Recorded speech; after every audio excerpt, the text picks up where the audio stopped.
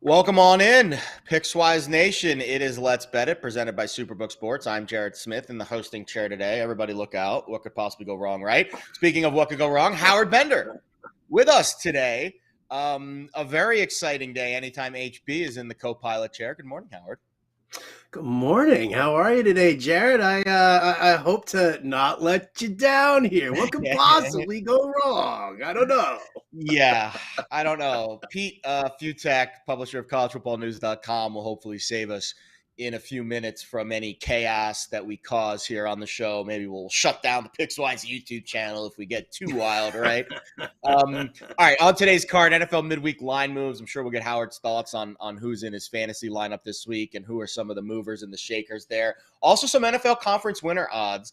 The futures markets are starting to lose a little bit of that quote unquote value that we love so much now that we're only 4 weeks left in the regular season, but maybe there's still a sliver of hope for some of these teams to find a good bet. And of course, we will have some college football with Pete, and then we'll wrap it up with our plays of the day. But without further ado, let's bet it. And we start with our midweek line moves, Ravens and Browns. And, Howard, this one to me is pretty simple.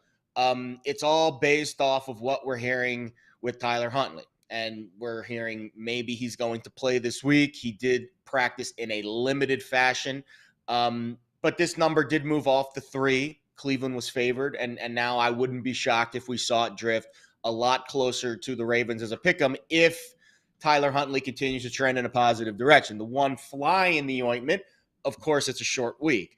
What do you expect we're going to see with this Ravens offense this week? Let's just operate in a vacuum and say Tyler Huntley plays. The limited practice session yesterday, I think, was a positive step.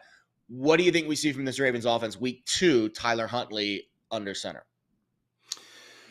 It's going to be really interesting. I think what we're going to end up seeing is we're going to see a heavy, obvious run scheme here. J.K. Dobbins is back. I mean, that dude looked fantastic. 15 carries, 120 yards, and a touchdown last week. But you still have Gus Edwards. And, I think that's kind of what we're going to see.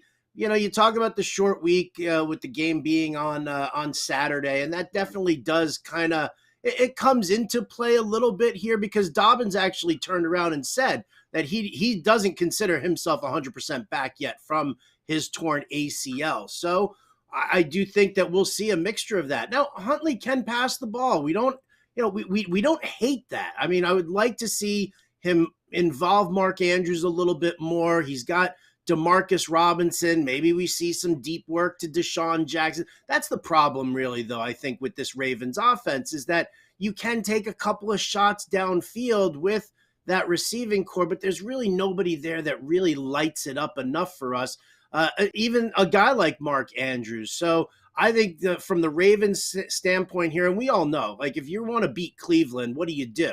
You run it right up the gut. You neutralize the outside pass rushers.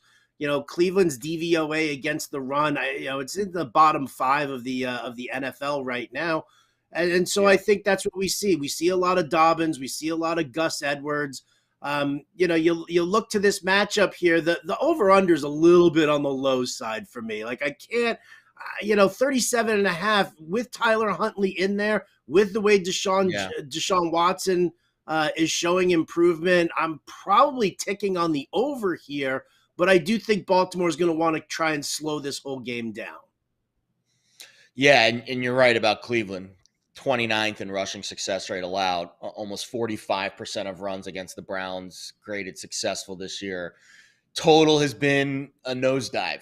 Open 42 last week on the look ahead, and then we get a 40 on Sunday at reopen. And since then, 39.5. This is a Superbook, 38.5, 37.5, back up to 38. And that's kind of where we're settling here. So from the look ahead of 42, we've seen almost a 4-point adjustment from what we saw in Sunday's results. The spread is kind of hovering in the 3 range, but I would say it's more like 2.8 with Baltimore right now. Again, these are Westgate numbers, plus 3, minus 120. So you saw a little bit of movement there towards Baltimore once the Huntley positive news was announced.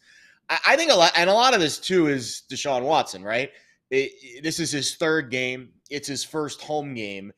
And I think it's fair to say he looked marginally better in his second game. And the first game was a disaster, and we were kind of all over that handicap. We just couldn't account for the Texans allowing 3 non-offensive scores. But the Deshaun Watson handicap, I think I've kind of felt pretty good about. And I think I feel good about him taking another step forward this week at home. It's his first home game, a little more of a comfortable environment where he's been practicing for the last month or so. What do we think we see from Deshaun Watson this week? Is this the week we finally get the Deshaun Watson that comes back and shows us how good he can really be?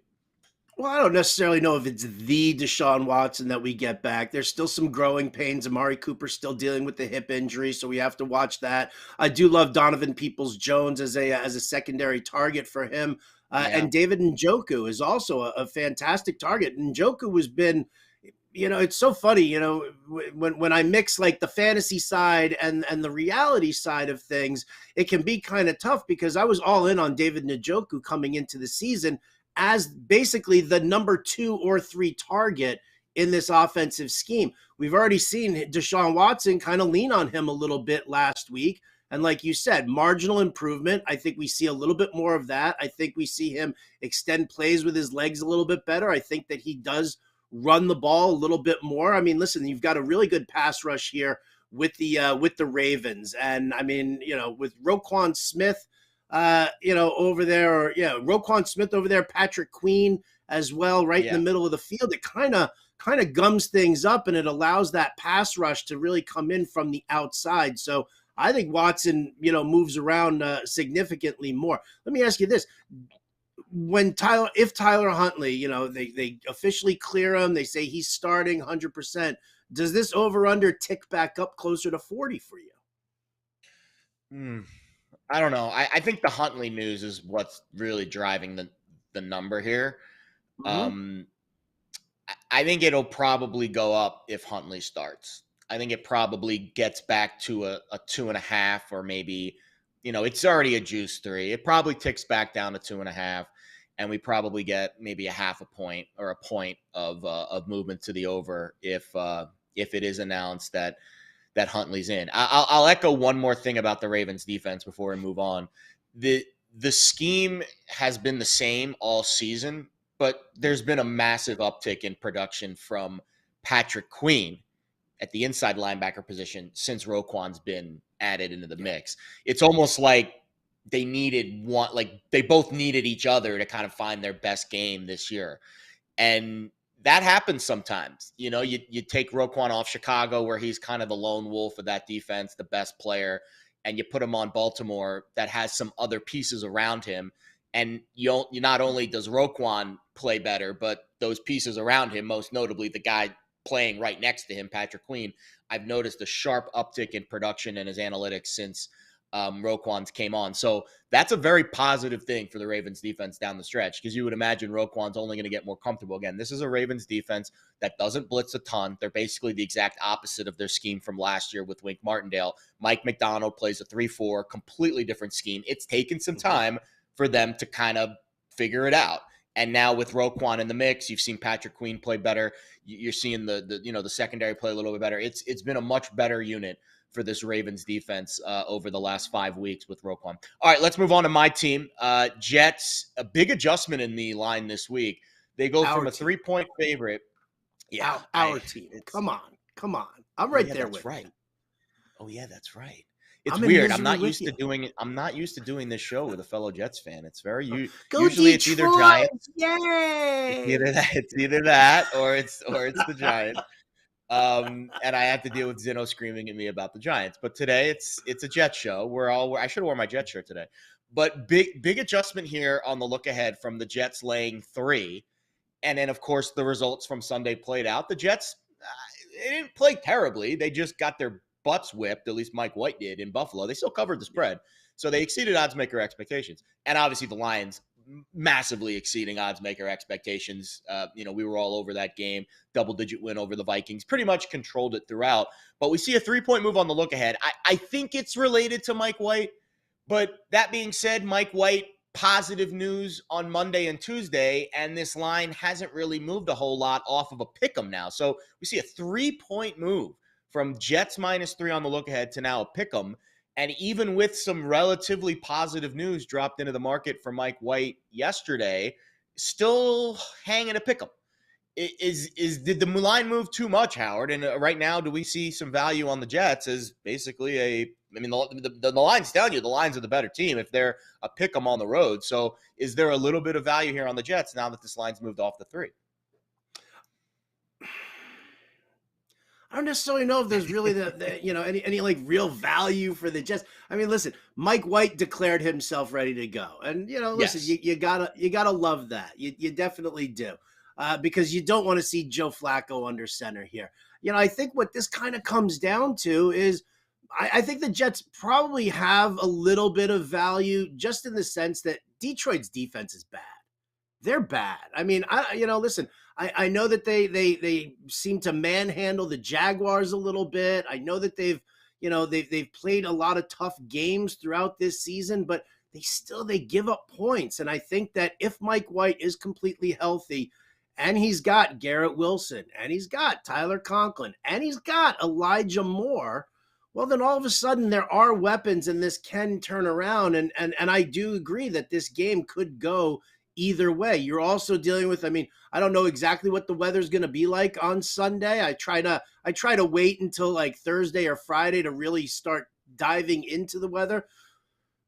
But I don't think it's any kind of a secret that Jared Goff outside on the road does not even remotely look as good as Jared Goff at home in Ford Field. And I think that's probably why this pulled down with the return of Mike White saying that he is going to play, and the fear that Jared Goff goes back to being Jared Goff and he's playing on the road and it's a tough matchup for him. I think that's kind of where we're at. Jets secondary, definitely an underrated secondary. All the attention is on Sauce Gardner, but does anybody see how good DJ Reed looks at times in the secondary? I think that's probably something that we have to take a look at, because the Lions can throw, they can throw you, Amon-Ra St. Brown all over the field for you. But then if you look at the rest of the team there, DJ Chark, Jameson Williams, Josh Reynolds, these are not guys who are chain movers. These are guys who are usually used to stretch the field on the outside. And if that's really the case, then I think that the Jets can handle that kind of work. There's also no legit tight end. I mean, Mitchell or Brock Wright, neither one of those guys are really doing much for the Lions. So, I also think, I mean, is Quinnen Williams, do we know if Quinnen Williams is going to be playing this one here? Because I think that's kind of a tough situation when you're dealing with that 1-2 punch of Swift and Jamal Williams. So I'd like to see, if the Jets can, handle that run, because I definitely know that they can handle the pass. Yeah, we'll find out more about Williams and Davis and White and all those guys today. Of course, Wednesday being the first official day of practice. We do hear rumblings. Usually the coaches have a press conference. Monday's usually a moratorium on media, but Tuesdays we do hear a little bit, and we did hear a little bit from Mike. It appears with Mike White it's going to be a pain management thing, and if that's the case, I fully expect him to play. He'll probably take a numbing injection before the game. Quinnen Williams a little bit trickier with the knee, and Corey Davis, of course, concussion protocol. We're at the mercy of the doctors Corey there, but Davis. I would assume Williams and White play. The one thing I'll mention with the Lions, so this is an offense that has been on fire. But when you look at their defenses that they faced during this little stretch, so they're 6-0 against the spread over the last 6 weeks. Those 6 games, they have faced a schedule of defenses that has been pretty subpar. These are the DVOA numbers of those defenses. Green Bay, 23rd. Chicago, 32nd. New York Giants, 29th. Bills, 4th. That was the one game they lost, and they only scored 25 points. Jaguars, 28th. Vikings, 22nd. Well, the Jets are a top 3 defense, and I think that's where this game is a little bit unique, because you're right, Jared Goff on the road, he's 3-5 against the spread in games sub 40 degrees. To be fair, he's 3-0 with the Lions, 0-5 with the Rams. So maybe he's made an adjustment since he's moved to a city that he knows he's going to be playing in a lot of outdoor cold weather games. But in today's NFL, it really doesn't matter. I know the Rams didn't, they play their games indoors. So do the Lions. But he's now in a cold weather city. Maybe he's made some adjustments. But this is going to be Ben Johnson, who's the offensive coordinator, deserves a ton of credit, done a great job, and Jared Goff. I think it's fair to say this will be their toughest test of this little recent stretch, maybe of the entire season. As tough as the Bills defense is, that was on Thanksgiving Day at home. Now you're on the road. And I think the Jets defense is playing better than the Bills defense right now. That's just me. I think the numbers indicate that as well. And for the Jets offense, listen, Justin Jefferson absolutely torqued Jeff Okudah last week. And this is a Lions defense that has played well, but is still the weakness of the team. I think the Jets are gonna win this game. And I think this is a bet that I would make at a pick'em because you're getting it off that key number and you're getting a little value. And I think this is a game that the Jets have to win if they want to make the playoffs. New England won. Chargers upset the Dolphins this week. The Jets can't afford to lose their third game in a row at this stage of the year. This is a desperate spot for the Jets. And I think we see their best stuff. I think we see their best stuff on Sunday. All right, let's go to Cowboys-Jags. This game's interesting because, the Jaguars played well on Sunday. And I think a lot of that was turnovers and a lot of that was scheme against Tennessee. And they've really struggled against the Titans. And they finally exercised some demons there. And the Cowboys just kind of sleptwalked through the game against the Texans. And, some might say fortunate to win based off of maybe some bad play calling from Houston there on 4th and goal, running an option with Jeff Driscoll. I maybe would have kicked the field goal to go up 6 and put the pressure on Dak to score a touchdown. I think that would have been the decision I made, but that's not what our pal Lovie Smith made. Now we get the Jaguars team that, listen, Trevor Lawrence hasn't thrown an interception in 5 straight games. This is a defense that has shown the ability to get after the passer a little bit. And this is a Jaguars offensive line that is starting to play a little bit better. How about Cam Robinson not allowing a pressure last week against the Titans? Well, he goes up against Micah Parsons this week, who was completely shut down by Laramie Tunsil. So all of that being said, doesn't surprise me, Howard, that we've seen this line come off the 6 and now towards 4.5. I want to say Jaguars still have a hair of value, but I don't know if I have the cajones to fire on Jacksonville as a home dog this week. What say you? Yeah, this is a tough one for me because, you look at the lines and you try to figure out what's been going on with these teams. And, is it coming down to 4.5 because there's, maybe a little overreaction to Dallas's miscues against Houston and the fact that the Jaguars did come out and play such a strong game? Is this Vegas being like, oh, Dallas just 4.5 points? Yeah, they can cover that one. They can win this one by a touchdown. And that just kind of lures in all of the Dallas Cowboys bettors because we know that out of every NFL team out there, the Dallas Cowboys are the most bet on NFL team. And so I think that what we end up, so I worry that Vegas is trying to lure us in a little bit with that. I did see that it's like a -115 money line if you're taking Dallas and laying the points, as opposed to a -105 if you're taking the Jags and the points. I think one of the keys that we got to watch for here is the offensive line for Dallas.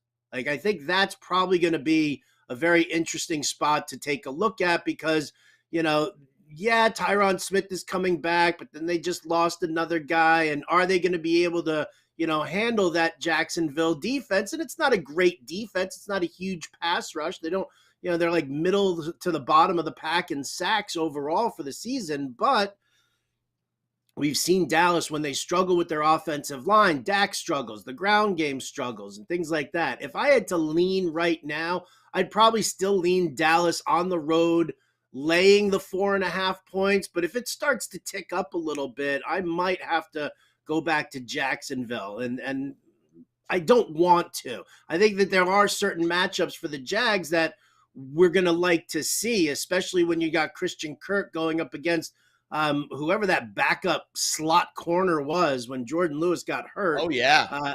Good point. And they just completely abused him. Like Houston with Chris Moore just completely abused that kid at slot corner. So with Christian Kirk over there, the Jags are going to focus on that. But obviously the Cowboys know that that's coming, and maybe they bring in some safety help to kind of do that. My lean is Dallas. I'm not incredibly comfortable with it. I do have to write this one up here for Pickswise, so I'll tell you what. Check with Pickswise publications later on this evening, and you'll get my full view of Dallas Jacksonville. Yeah, it's funny. We talk all this mess and then we have to go write it up and put pen to paper and things change a little bit. Speaking of pen to paper, does a fantastic job, publisher of collegefootballnews.com, Pete Fiutak, joining us now to talk a little bit about the bowl season, of course, but of course on the tragic passing of Mike Leach earlier this week. Pete, let's start with that because just a gut punch and a shock to the college football world over the last 48 hours. I'm sure you've had a chance to cover Mike. We've all been touched by him in some way, whether it's just his goofy antics on TV doing interviews or just his unique style. What can you tell us about Mike Leach and his passing and some of your experiences covering him over the years?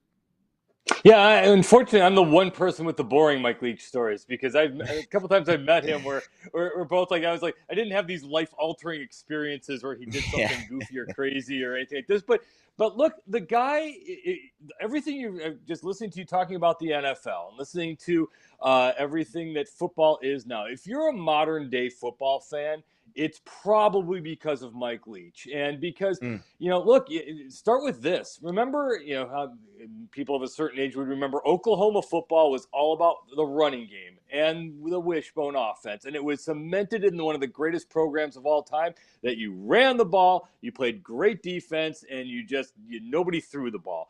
And what happens? In comes Mike Leach as the offensive coordinator for 1 year after what he and Hal Mumme did at Kentucky, making Tim Couch the #1 overall draft pick with that system and style. And all of a sudden, Oklahoma pivots instantly to one of the most dynamic offenses of the last 25 years. And everyone has borrowed from that. He didn't, the air raid style of offense and everything that the modern day passing game is, he didn't invent, but he certainly tweaked it enough and he made it mainstream enough where everybody lifted from it. So the best prime example, the New England Patriots and Tom Brady. I mean, certainly they didn't have the wide splits like they do on the air raid line that Mike Leach has, but the idea of the 5-yard pass being the new run and being able to spread teams out and being able to get the ball out of your quarterback's hands instantly so they don't get popped. So all these different things have been taken from what Mike Leach did and his offenses were able to do and succeed with it. So why do we have, billions of dollars worth of NFL quarterbacks now? Why do we have the greatest era of quarterbacks in college football ever by about 1,000 miles? It's because they're all very sharp. They all know what they're doing. They all come in prepared. And it all started with the idea that you can wing the ball all over the yard and still make it your offensive way to travel.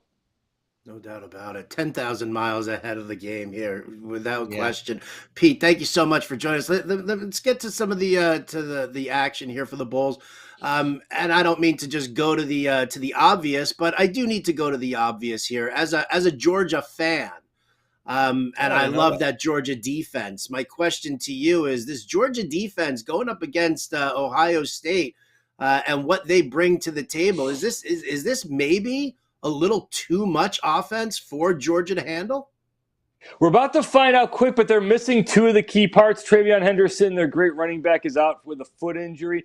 Jackson Smith-Njigba is out with a hamstring injury. He's got a little NFL-itis in him there too, maybe. But okay, either way, they're missing two of their key parts. Now, granted, Jackson Smith-Njigba was not a part of the team for most of the season, but it's Ohio State. So you have C.J. Stroud, who could potentially be the first overall draft pick, probably in the top 5 to 10, certainly. The rest of the parts are very good. Marvin Harrison Jr. is probably the best wide receiver in college football.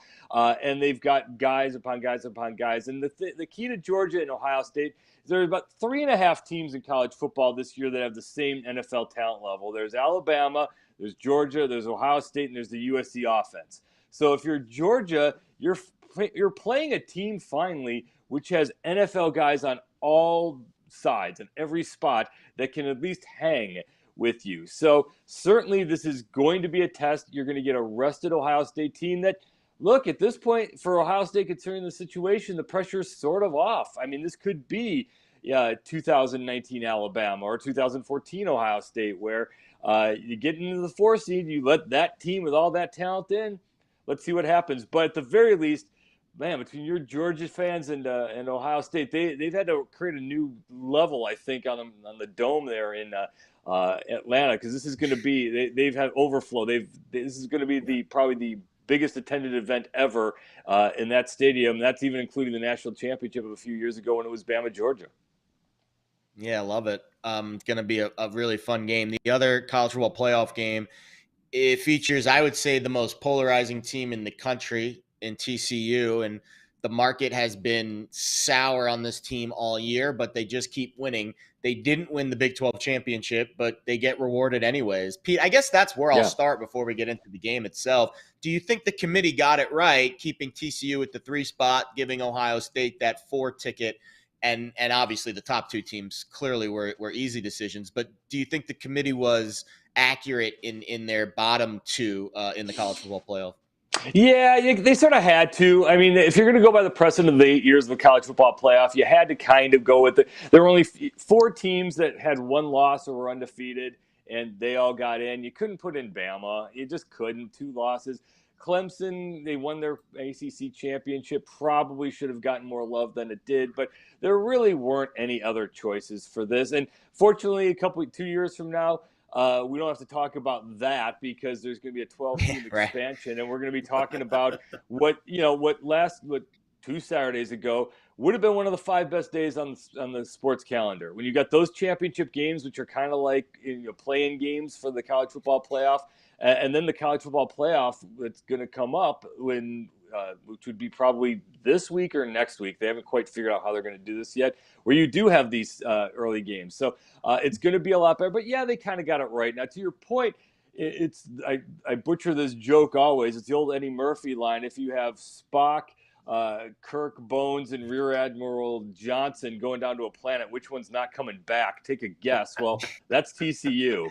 It's – look, in the 8 years of the college football playoff, the first semifinal undercard has only been good once. It was the Rose Bowl when they went to overtime, Baker Mayfield in Georgia. Every other early first semifinal game has been decided by 17 points or more. And I'm not a trends guy, and I believe everything that happens at for this moment. Don't take whatever happened in the past, but I do think that rested Michigan comes out and just rolls TCU. Now, if it's Michigan, bet the first half line on TCU because they come out slow. It takes them a little while to get going. And then the first drive of the second half, they somehow run for 300 yards and then game over, and that offensive line takes over. I kind of think the exact same thing's going to happen with this. I take Michigan in the points here. Give away the points here. Pete, when we're sitting there and we're looking at betting these bowl games, obviously there's a lot that comes into play. Number one, who's going to be playing, who's not going to be playing.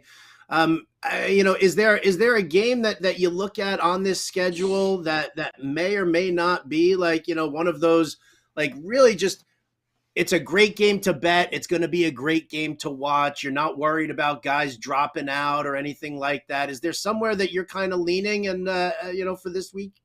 Well, this is the ugly part of the the bowl season. It's like when does the NFL schedule come out in April or February or something? Yeah. But whenever it comes out, whatever the preseason schedule is, try figuring out how to bet on the NFL preseason once the schedule first comes out. That's kind of what we have now, because. Look at some of these games. The New Mexico Bowl. We don't know if Jaron Hall is playing, the quarterback for BYU, yet. We're not going to know until probably the day of the game on that ankle. We don't know who's opting out of these games and who's decided, I've got a foot injury. I'm just going to sit out, and then they go opt, play for the NFL. So we're guessing in a lot of ways here. So in general, to your point, kind of like the idea of, I'm personally a fan of, if in any NFL game, if you're giving me double-digit points, I'm going to take my chances, like the Houston Texans last week. It doesn't always work, but if I'm walking into an NFL stadium up 17.5-0, okay. Kind of the same in this. If you see a double-digit underdog, it's not crazy to think that, okay, maybe there's going to be something there that they fight back and get back in this. But to your direct question, right out of the gate, the Cure Bowl. UTSA and Troy. It's the only matchup of 2 conference champions in this thing. You do lose the UTSA offensive coordinator, but for the most part, everyone else is intact. You got two teams that are going to be really fired up to be in this, because you do have a lot of guys who, quite frankly, it's going to be their last football game ever, and they didn't lose a lot to the transfer portal or to. There's no opt-outs here. You have a veteran quarterback in Frank Harris for UTSA. You have a great defense in Troy. I think this is going to be one of the closest, tightest, most fun games. I like the over in this, and I like UTSA to win in this and cover the points here. Yeah, I think Frank Clark coming back for his 10th year of eligibility. Funny part about that is I made that exact same joke, and he retweeted me out saying like, "Man, what are you doing?" Did he really? Like, I'm just yeah. I was like, dude, and he's a great guy, and he was totally joking about it. But that's so funny. Man, I'm jealous. I wish I could be like Frank Harris and be in college for 12 years. That's the dream, man. You did it.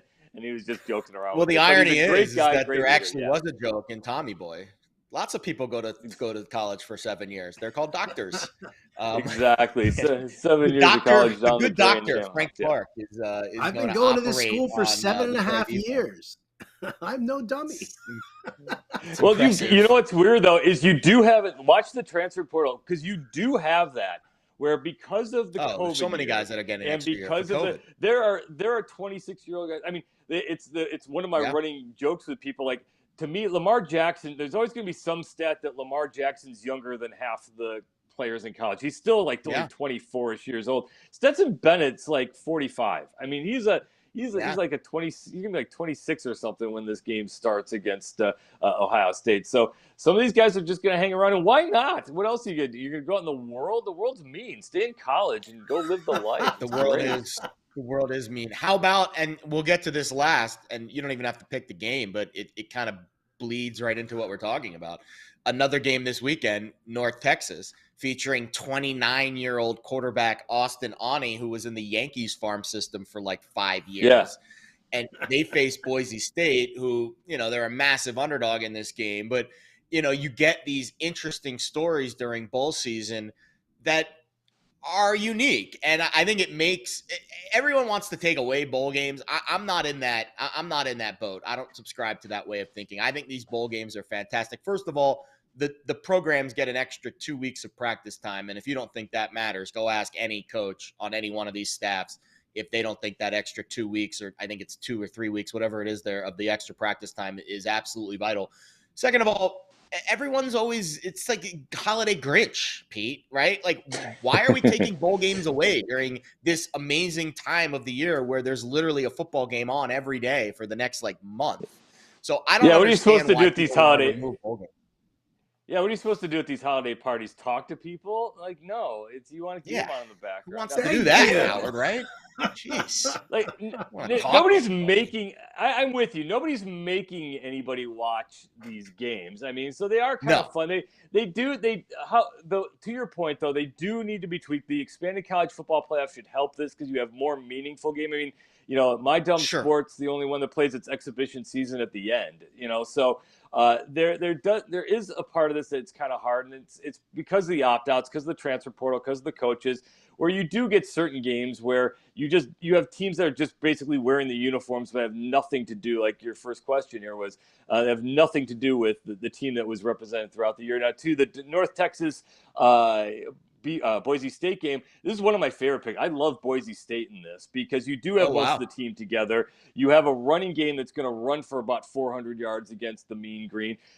North Texas, they get to the Conference USA Championship against that UTSA team, lose, fire the head coach, and so they're in a bit of a transition period here. Boise State, one of the best defenses coming into this bowl season, one of the best running games, and North Texas doesn't really do that whole defense thing, and I think Boise State wins and covers in this one. Love it. Pete Fiutak, great stuff. Publisher at collegefootballnews.com. We appreciate the time. And stay away from the Frank Clark tweets. We want to make sure I know, man. Yeah, again, I want sanity intact here. With him. Have a good one, guys. I would like his life too. He's a lefty. We love a good lefty quarterback here on the show. I'm and number 0. Lefty, he's got a whole bunch of funky things to his game, but he's worth the watch. Again, Cure Bowl is going to be one of the best ones a bunch, and it happens to be right away this weekend. So on Friday, I think. I agree. One of the first games right out of the chute. Friday, noon Pacific, 3:00 Eastern. UTSA Troy. Troy's a good team too. We won some money on them conference championship weekend there, winning the Sun Belt. So, Pete, we appreciate the time, but we'll have you back soon, huh? Later, guys. Thanks, Pete. Great stuff. Pete Fiutak, the publisher of collegefootballnews.com, does a fantastic job. Just all about the college football game. And we are about to enter a very important part of the college football season, but also entering an important part of the NFL season. And let's go over some conference championship odds with my man HB real quick before we wrap this show up. Howard, this has been a very intriguing AFC race. And I think it's fair to say that there are really only 3 teams in my eyes that can go to the Super Bowl. And I don't think it's a surprise which teams they are. It's Buffalo, Kansas City, and Cincinnati. The odds of those teams are pretty short at this stage. Buffalo, especially the favorite at plus 160, Kansas City plus 250, Cincinnati hovering right there around 6-1. And then there is a significant drop off to the rest of the AFC. Baltimore and Miami still in the fringe contender category. But I'll be honest, I don't consider either of them contenders. First of all, am I wrong for my assessment that there's only 3 teams that can win the AFC? And secondly, of those 3, if you agree with that line of thinking, which one would you pick? I do agree with your line of thinking. I don't think that the Ravens or the Dolphins have what it takes. I mean, the Dolphins were an interesting group, but the defensive secondary is terrible. The injuries to the offensive line are obviously showing how Tua is definitely struggling with some not having his tackles in play. Bills, Chiefs, Bengals. The beautiful thing is, like, as great as these 3 teams are offensively speaking, they also have some shortcomings as well. We've seen Patrick Mahomes struggle at times, especially when teams start taking away Travis Kelce. So once Kelce comes off, now he does get Juju Smith-Schuster and Mecole Hardman back this week. So it should be a very interesting thing to watch with that. Listen, I think that defensively, the Bengals are making a really nice move right now. I think that they're starting to tighten things up a little bit more. Joe Mixon is back. Joe Burrow's got the swag. I think if T. Higgins' hamstring is fine, which it will become playoff time, I'm going to sprinkle a little something on the Bengals. There's just something about Buffalo, and I'm sorry, Bills Mafia, but it's Josh Allen. It's the passing game that they've got going on there right now. It's Stephon Diggs, and it's only Stephon Diggs. Gabe Davis is too boom or bust. You can't really rely on Isaiah McKenzie. Maybe, or occasionally they'll go to Dawson Knox. So I'm going to probably, and the Chiefs defense kind of has that struggle bus also. So I'm going to lean Bengals here in a repeat to going to the Super Bowl at plus 550. So full disclosure, I actually have a Bengals Super Bowl ticket from 3 weeks ago-ish in my back pocket at 16-1. I also have a Chiefs Super Bowl ticket at 8-1 that I bet much earlier in the season. I want to say around early October. And I'll be honest, I think that's all I want, because I think the Von Miller news is really impactful.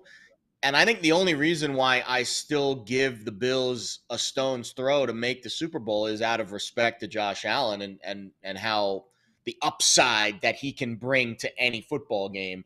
But I think their defense will do them in the end. I think the Chiefs defense could do them in the end. And I agree with your sentiment about the Bengals defense. I think Lou Anarumo is one of the best defensive coordinators that we do not give enough credit to. Go watch the game film and how they handled Derrick Henry. It was a masterclass.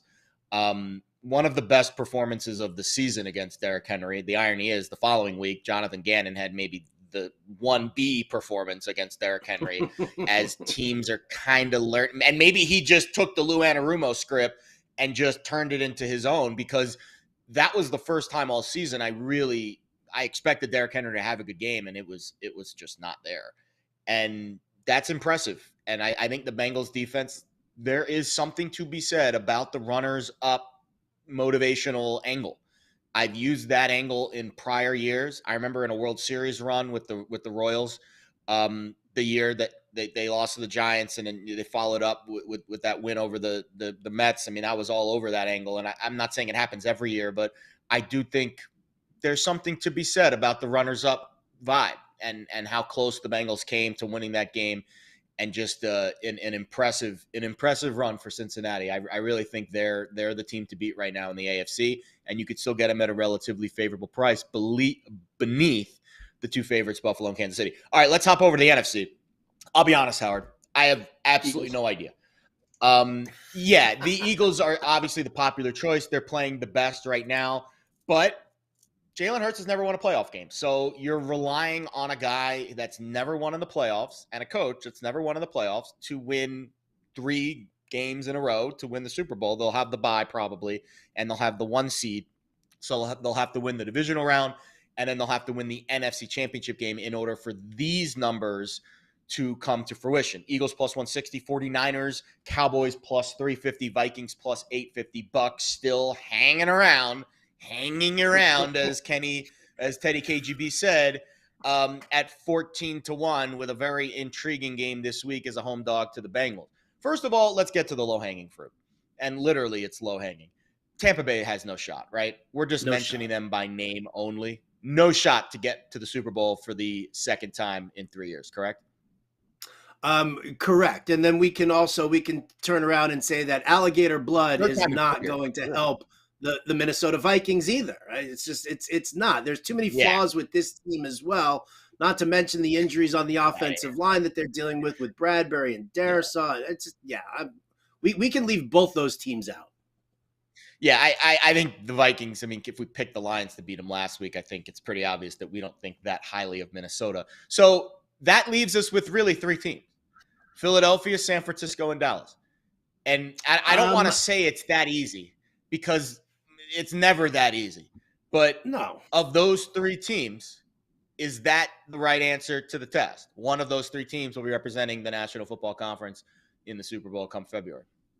I feel like it is. And I'm going to side again with the Eagles. Listen, just because Jalen Hurts and Sirianni haven't won a playoff game together to me, it doesn't mean all that much, especially because, we started off the NFC, 6-7 weeks ago, was wide open. We had no idea who was going to do it. And there were so many teams that had the possibility. And, I look at the Eagles defensively. Their secondary is rock solid. Their biggest flaw was not being able to stop the run up the middle. So they go out and they sign in Ndamukong Suh and Linval Joseph.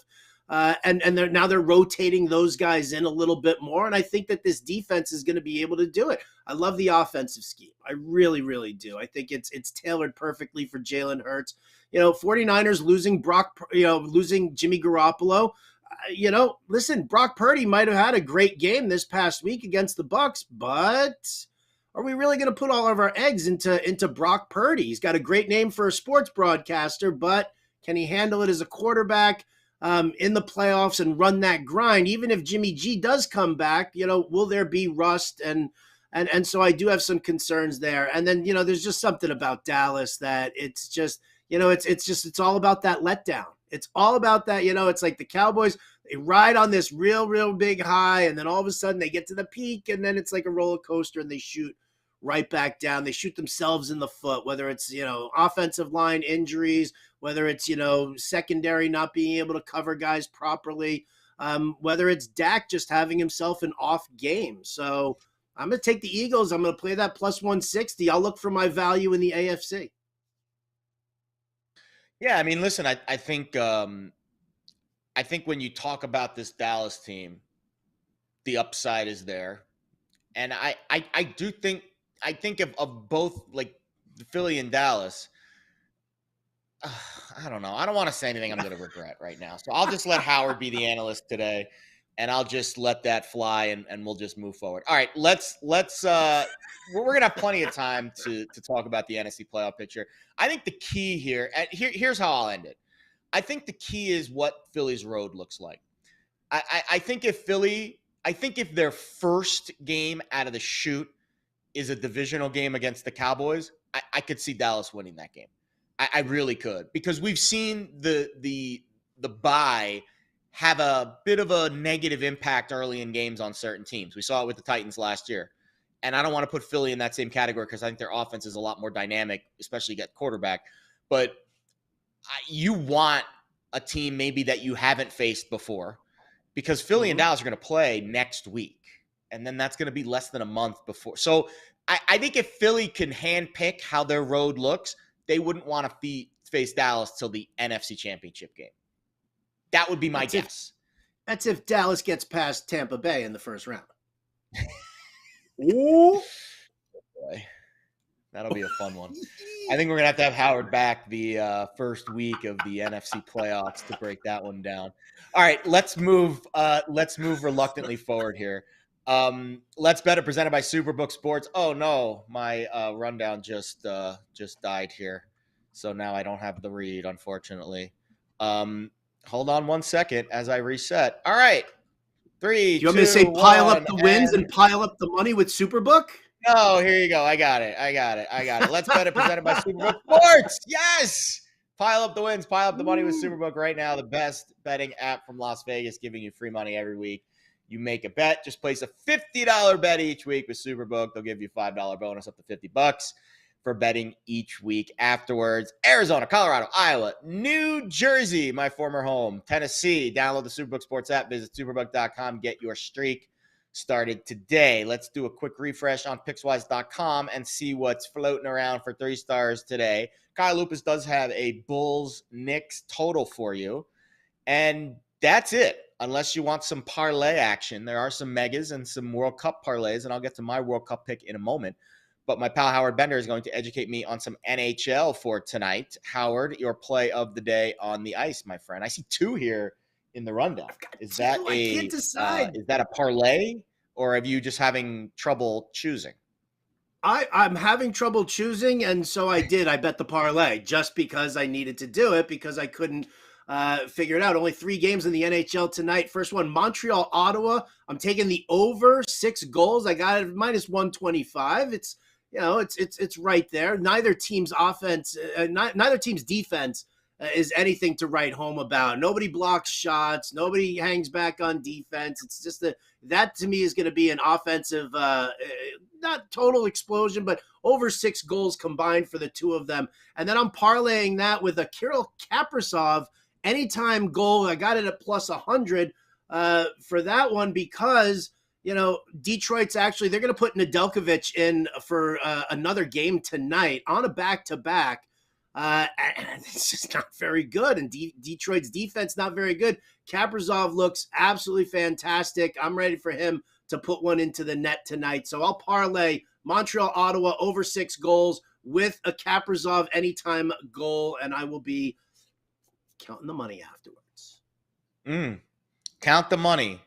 Count the money. Monet. Count the money. Monet. Dave. Oh, see, that's why I love you, Howard, because you understand my crazy references from Mel Brooks movies that probably nobody watching this show has ever seen. But you've seen it, and I've seen it. It. By the way, out there in the world watching in Pickswise Nation, if you haven't seen the movie History of the World, go watch it. It's arguably one of the best movies of all time. It's such a great movie. Okay, my play of the day, besides the fact that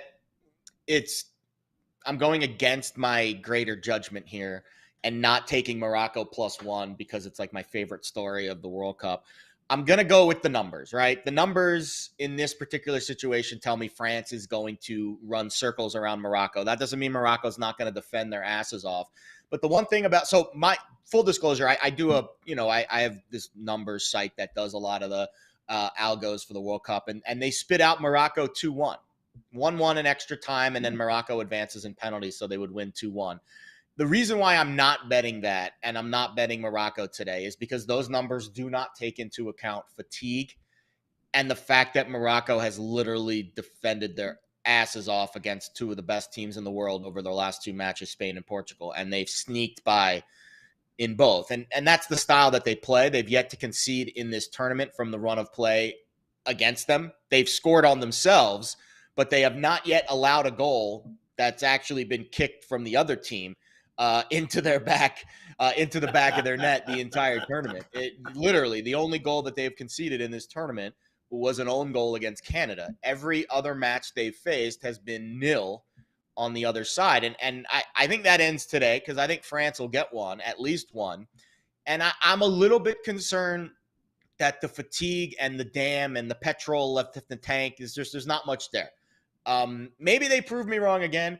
Maybe they prove everyone wrong again, because nobody expected Morocco to be playing in the semifinal of a World Cup, but here they are. That being said, Morocco, one thing that they've also not done a good job with in this tournament is the corner kick world. They've been out-cornered 39-6 in 5 matches. Minus 3.5, which is what the World Cup or what the corner handicap is in this match, that would have covered in all 5 matches against Morocco this year. So if you bet minus 3.5 corners, and I don't think it was that line for every one of their matches, but if you bet this handicap in all 5 of their matches, 9-3 against Portugal, 8-0 against Spain, 6-2 Canada. They won that match 2-1. Belgium, 9-1, Croatia, 5-0. They've been out-cornered by at least 4 in all 5 of their matches. Meanwhile, France has been pretty good in this department. Out-cornered opponents 32-18 in the World Cup. They were actually out-cornered by England 5-2, but their other 4 matches, 7-1 against Poland, 8-7 against Tunisia. That one was tight. 6-4 Denmark, 8-1 Australia. So they've covered the 3.5 in 2 of their 5 matches. But again, they're facing a Morocco team that likes to be compact with their formation, and they are going to allow France to come forward. They're going to absorb that pressure, and they're likely going to give up a ton of corners in this match, especially if this match stays 0-0 through halftime and into the second half. As the pressure ratchets up later in the match, if it's still tight, France will continue to press, and I think you will continue to see the corner market skewed towards the French side. So that's how we're playing it today. France minus 3.5 corners against Morocco. Howard has got the over and a Kaprizov anytime goal. Exciting stuff here in the Pickswise world today. Howard, your final thoughts before we sign off, my friend? All I have is a bunch of History of the World Part 1 quotes running through my head, and I'm about to sing the Inquisition song for you. But the Inquisition, no, listen, let's begin. God, I love that movie. I think I'm going to go watch that movie before the World Cup starts. It is actually kind of ironic. History of the World, World Cup. Kind of goes hand in hand, right? I like it. I like it. Right? No doubt about it. And with that, we say farewell to you here.